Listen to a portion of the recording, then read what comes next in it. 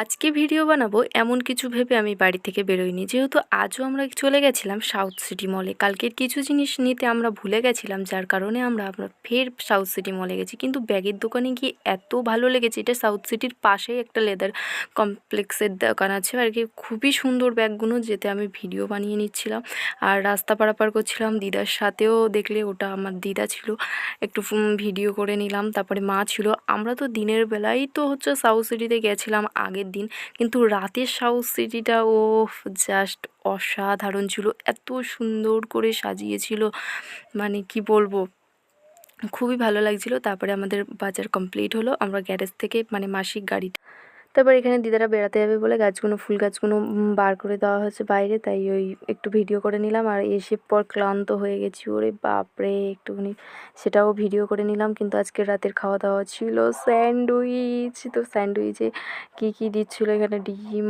আলু, শসা কী সব কাটছিল, মানে সেগুলোই দেখাচ্ছিলাম। আমি তো বেশি খেতেই পারিনি।